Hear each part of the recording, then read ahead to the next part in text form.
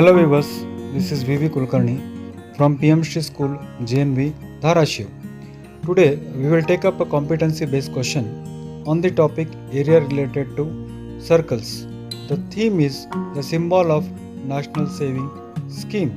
It is meant for class 10th mathematics. Today we will see another important topic that is on area related to circles. See, बहुत बार ऐसे होता है कि you get very few problems on the topic area related to circles, competency based question. बहुत कम ऐसे होता है कि आपको competency based question नहीं मिलता ही नहीं है.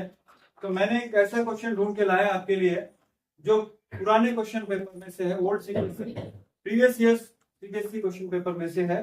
तो देखिए क्वेश्चन क्या है. NSS national service scheme, national service scheme aims to connect the students to the community and to involve them in problem solving process. National saving scheme NSS जो है वो बच्चों को सोसाइटी के साथ जोड़कर सोसाइटी के प्रॉब्लम्स को सॉल्व करने का एक स्कीम है गवर्नमेंट ऑफ इंडिया का. ओके, आप लोग भी एनएसएस कर सकते हैं आगे जाके. यहाँ मैंने भी किया है एनएसएस. तो यहाँ पर आपको समझ के you are involve in the development of the nation. ये एक स्कीम है गवर्नमेंट का. जैसे आप एनसीसी करते हो ना, एनसीसी होम गार्ड्स होते हैं, पता है कि होम गार्ड्स भी होते हैं, एनएसएस होते हैं. ये सारे क्या करते हैं? They are involve in the nation building activities. या देश के हित में इन बच्चों को इन्वॉल्व किया जाता है. तो इसका सिंबल क्या है एनएसएस का? NSS symbol is based on the रथ wheel of the Konark sun temple situated in Odisha. तो इसका जो सिंबल है वो क्या है? कोणार्क का सन टेंपल का जो रथ है उसके ऊपर आधारित है, या उसके इट इज सिंबलाइजिंग दैट. ये वाला इसका सिंबल है एनएसएस का. ओके, अब the wheel signifies the progress cycle of the life. ये व्हील जो है वो प्रोग्रेस साइकिल ऑफ लाइफ का वो सिग्निफाई कर रहा है, बता रहा है. और इसलिए एनएसएस का सिंबल जो है वो रथ जो कोणार्क सन टेंपल से है उसको लिया गया है. Diagrammatic representation of the symbol is given below. आपके सामने एनएसएस का सिंबल जो है वो आपके सामने यहाँ पर रखा गया है. अब सवाल ये पैदा होता है, सर इसका और मैथ्स का क्या संबंध है? What it has to do with our maths. हमको इससे क्या मैथ्स का संबंध है ये हमको देखना है. Now what information I given you? I have given you the primary information about the symbol of NSS. Okay, now how it is related to maths, I will come to that point. इस information को लेने के बाद observe the given figure about the diameters of inner circle are equally placed. Given that OP is equal to 21 and OS is equal to 10 centimeters. Based on the above information, answer the following question. अब देखिए यहाँ पर दो circles है, एक दोनों concentric circles हैं. क्यों कॉन्सेंट्रिक सर्कल्स हैं? Centre is same, radius is different. तो यहाँ पर आप देखो, this is O is the centre of a circle. यहाँ पर एक सर्कल है और बाहर एक सर्कल है. ओके, और दोनों का सेंटर क्या है? O है. O है, सर्कल सेंटर इज सेम. और अंदर का रेडियस आपको कितना दिया है? OS. अंदर का रेडियस आपको कितना दिया है बच्चों? अंदर का रेडियस OS कितना दिया आपको? 10 सेंटीमीटर दिया है. और बाहर का रेडियस OP कितना दिया है? बाहर का रेडियस आपको कितना दिया है? 21 सेंटीमीटर आपको दिया है. So this is the information. Two concentric circles are given to you. Inner radius is how much? Inner radius is 10. Outer radius is 21. Now what is the question asked to us? Question हमको क्या पूछा है? Find the measure of angle ROS. इसको कैसे पढ़ते हैं? Find the measure of angle ROS. ROS का major आप बताइए, यानी ये वाला आपको पूछा है. एंगल ROS आपको पूछा है. कोई मुझे बताएगा एंगल ROS कैसे ढूंढ सकते हैं? Very nice, beautiful answer. क्या बताया तुमने? 360/8. क्यों 360/8? बहुत सारे बच्चे यहाँ कंफ्यूज हो जाते हैं. सर एंगल दिया ही नहीं हमको, कैसे करेंगे? यही तो ढूंढना है आपको. आप देखो यहाँ पर inner circle ROS inner circle है, तो कितने पार्ट है यहाँ पर? 1 2 3 4 5 6 7 और क्या है? 8 है. 8 इक्वल पार्ट्स में वो डिवाइडेड है. और अगर 8 इक्वल पार्ट्स में डिवाइडेड है तो टोटल एंगल कितना होता है? तो ईच एंगल कितना होगा 360 divided by total number of parts, 360 divided by total number of parts. तो that's why what I said angle ROS अगर आपको चाहिए तो that is equal to how much 360 degree divided by number of parts कितना है 8 है, तो that is equal to how much, that is equal to how much 45 degree. यानी ये ROS कितना होगा बच्चों, ROS कितना होगा 45 डिग्री। मैं क्लियर, ROS कितना होगा 45 degree. Find the perimeter of sector OPQ। एक मिनट थोड़ा ध्यान देना, जिसकी बात कर रहे हैं हम, जो देखिए ये OPQ, OPQ का आपको क्या चाहिए बच्चों, सेक्टर है ये, OPQ क्या है सेक्टर है, और इसका पेरीमीटर आपको चाहिए। पेरीमीटर कैसे ढूंढोगे, कोई बताएगा मेरे को पेरीमीटर का क्या फॉर्मूला है, what is the formula for perimeter of a circle? 2 pi r theta by 360। Yes, very nice, Krishna ने बिल्कुल सही कहा, +2r। देखो आप क्या करते हो, अक्सर भूल जाते हो, 2 पाई r थीटा बाय 360 करोगे तो केवल तुमको लेंथ ऑफ आर्क मिलेगा, मगर आपको क्या करना पड़ेगा, ये दो रेडियस भी आपको ढूंढना प्लस करना पड़ेगा, तब जाके वो क्या मिलेगा आपको, पेरीमीटर मिलेगा। राइट, पेरीमीटर ऑफ सेक्टर चाहिए, perimeter of sector what is it, OPQ चाहिए। तो बच्चों that is equal to what, of sector चाहिए तो आपको चाहिए length of arc plus length of what, radius. तो आप कहोगे this is length of arc PQ, length of arc PQ plus 2 times of what, radius, और length of arc is equal to what, 2 pi r, 2 pi capital R into what, theta by 360 plus 2 times of what, radius। तो बच्चों 2 into pi, pi is how much, 22 by 7, और radius r, capital R, देखिए capital R आपको कितना दिया है, capital R आपको कितना दिया है 21 दिया है, so this is 21 plus into theta, theta अभी हमने ढूंढा है, कितना ढूंढा था अभी थीटा हमने 45 डिग्री, जस्ट आपको अभी बताया था मैंने पिछले स्लाइड में। तो into how much 45 by 360 plus 2 into radius, radius कितना है बच्चों 21, right.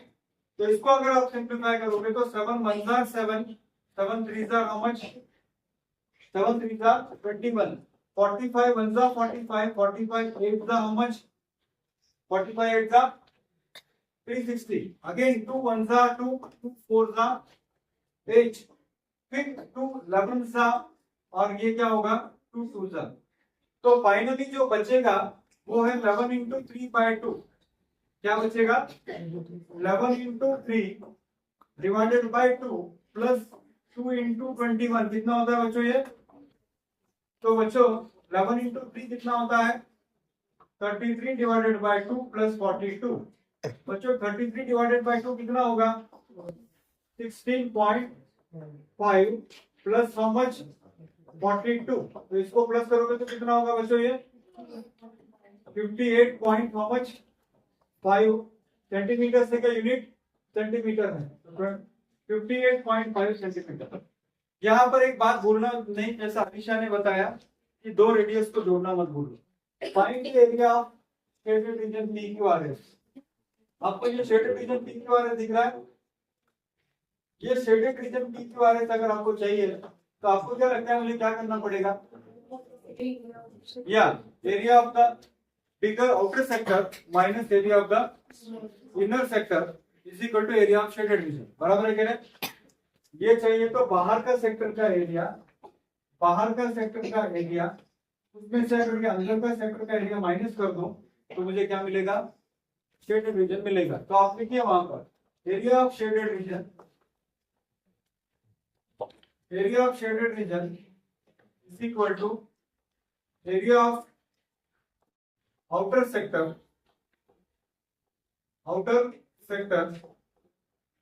minus area of what, inner sector। Outer sector का एरिया में से इनर सेक्टर का एरिया माइनस करो, तो देखिए आउटर सेक्टर का रेडियस मैंने आपको क्या बताया था, pi capital R square theta by 360, ठीक है ना, आउटर एरिया। और इनर सेक्टर का क्या है, pi small R square theta by 360।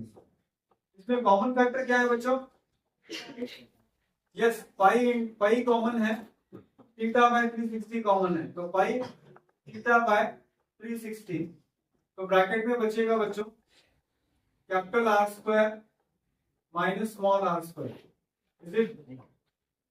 तो पाई की वैल्यू होगी 22/7 और हमने थीटा ढूंढा है, थीटा कितना था आरओएस वाला, फर्स्ट स्लाइड में हमने ढूंढा था, कितना था वो 45 था, तो into 45 by 360 into capital R बोले तो बड़ा रेडियस, कितना दिया है बड़ा रेडियस बच्चों आपको 21 दिया है, तो ये होगा 21 स्क्वायर माइनस स्मॉल आर आपको कितना दिया है 10 दिया है, तो 10 का स्क्वायर, आप चाहो तो यहाँ ए स्क्वायर माइनस बी स्क्वायर का फॉर्मूला भी आप यूज कर सकते हो।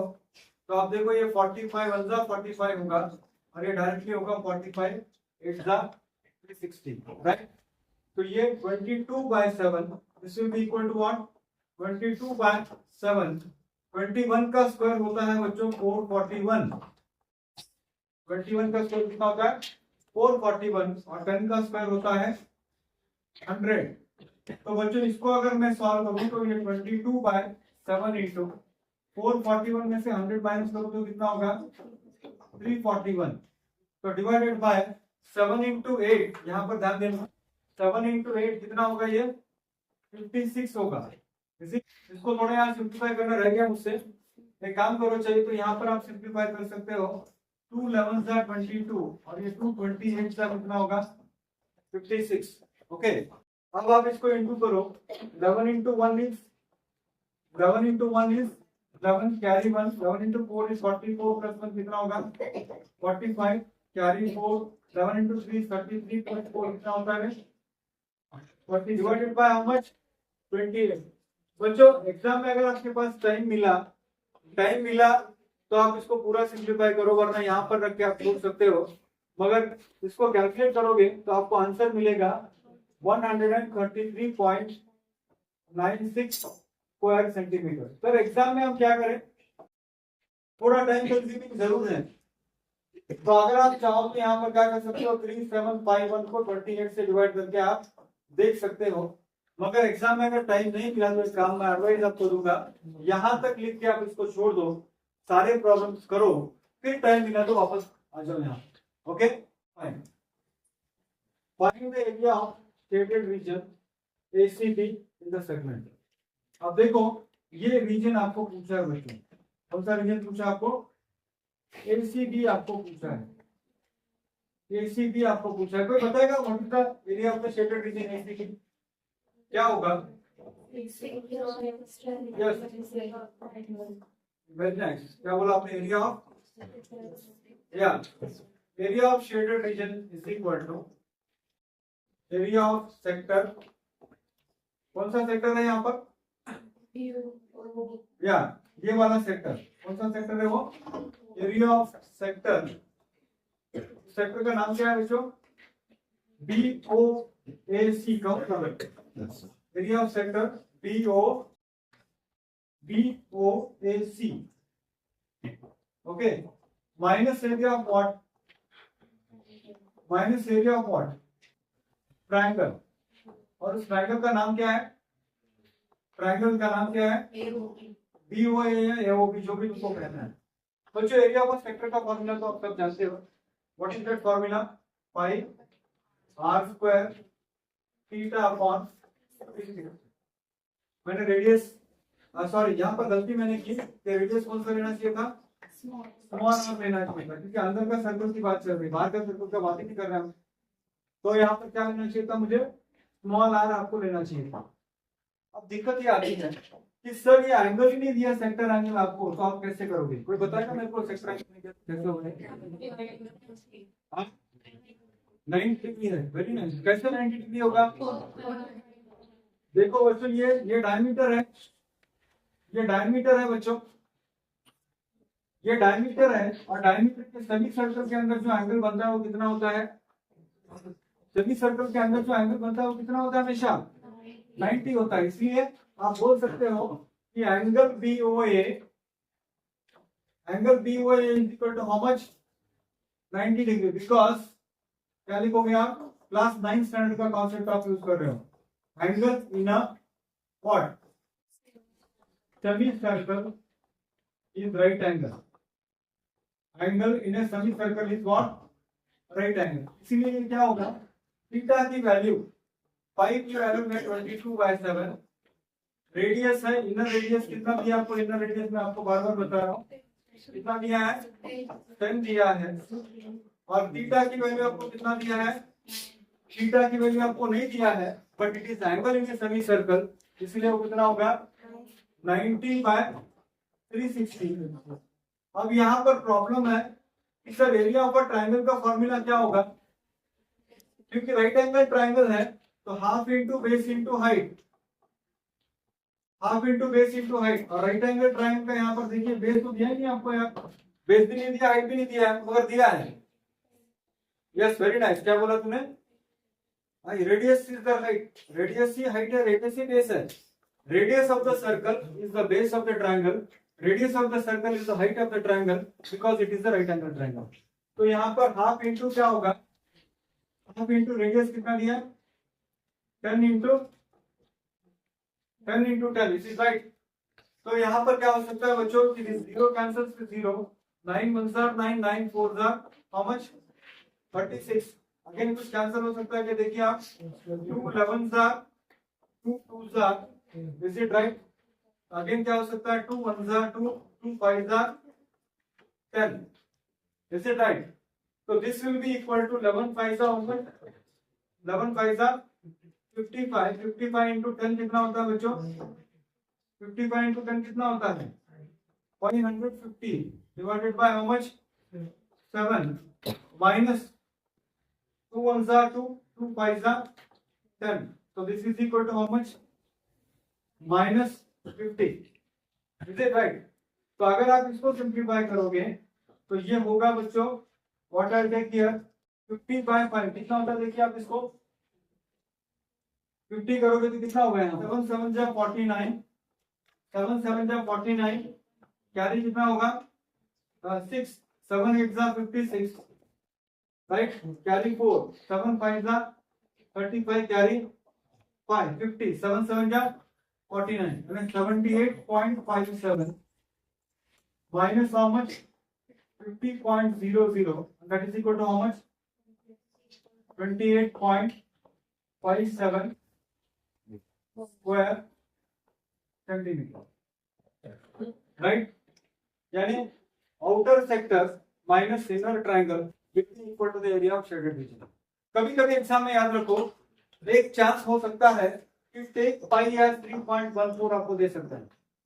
अगर वैसा देते हैं तो गोल्डन अपॉर्चुनिटी आपके लिए है, क्योंकि 3.14 इंटू 100 डायरेक्टली कितना होगा? 314 होगा। तो थोड़ा क्वेश्चन पेपर में ध्यान से देखना कि whether that pi is equal to, usually जब भी रेडियस 10 होता है पाई की वैल्यू 3.14 देते हैं 9 आउट ऑफ 10 टाइम।